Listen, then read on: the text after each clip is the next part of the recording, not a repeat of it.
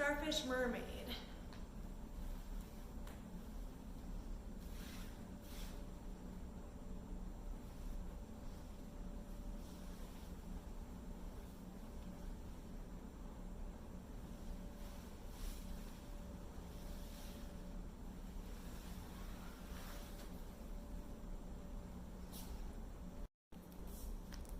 Hey everyone, this week we are going over Starfish Mermaid.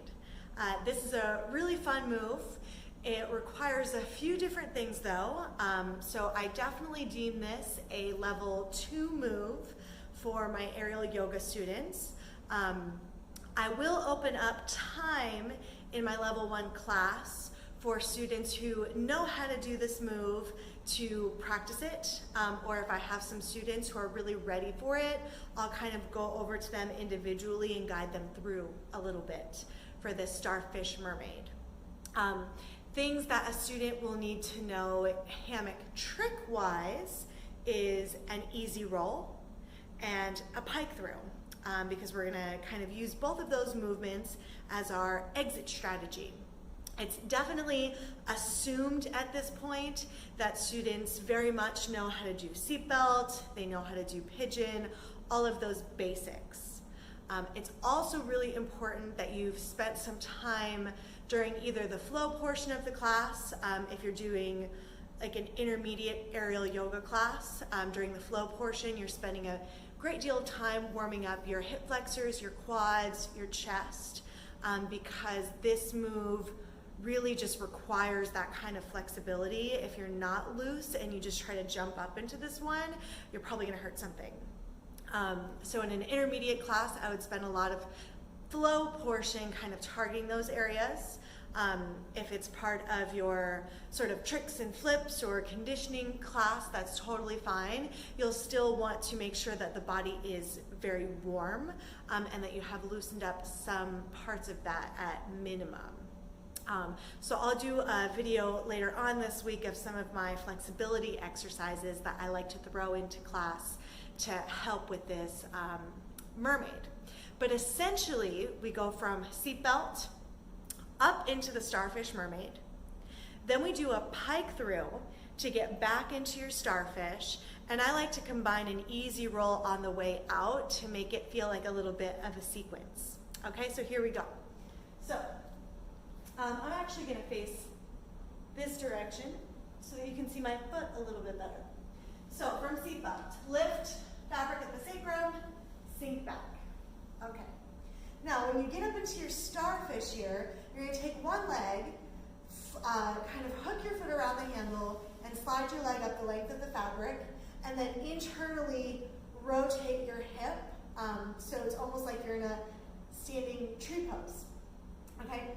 From here, you take the free leg, and I like to preemptively push the leg through the center of the fabric first. This makes it so that when I'm lifted, I'm actually caught on my thigh instead of a much more challenging position at my ankle. You can start here, but I suggest that you work with students on this that are able to push their legs through the center at least. So then you reach up and grab onto the handle of the leg that's free. Now this foot gets to be pretty important, and this is where your students can kind of mess up, because you need to keep the instep of your foot kind of hooked around the fabric. Now you don't need to curl your toes and cramp up. That will happen sometimes if you're just like clawing with your foot to keep it there, but it's more of the fact that you're on the instep and you're internally rotating the hip of the leg that's extended. Then you need to bend this knee through the center of the fabric, and I like to think about it as though I'm stepping onto the swing. So you bend your knee internally, press into your foot, and pull yourself the rest of the way up, and you're in Starfish Mermaid. Now, there are really 2 exits out of this back into Starfish, but there's only one that I really think is healthy, which is the pike through. So for the pike through, you roll forwards away from the fabric, and then you bring the leg that's free up through the center so that you're back in your starfish. Now, there's an alternative exit, which I don't think is healthy for the knee of the leg that's hooked around your swing. What happens is you can push the fabric out and allow your foot to just slip out. But when you do that, it's kind of like if you're holding onto your foot, you're not engaged in your hamstring at all, and you're just kind of really holding onto all of your weight with your hand. Then you let your hand go and your foot flings away from you, and it puts a lot of pressure on your knee. I'll demo. So what happens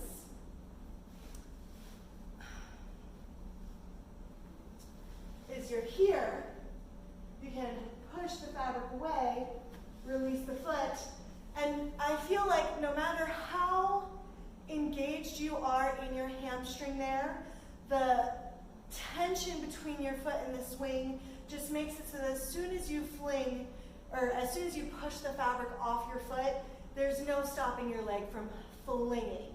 But that might be on a case-by-case basis, because it's absolutely possible that my hamstrings just aren't quite strong enough to hold me in that position, okay? Here's a fun little sequence that I like to do for my level 2 students, incorporating starfish, pike through, and easy roll. The idea is that I grab onto one handle the whole time.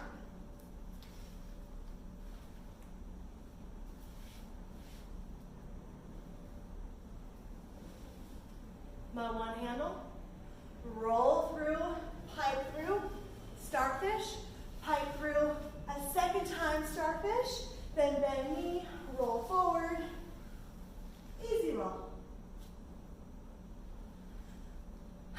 So that's a fun little sequence for your level 2 students to be able to string together, play around with.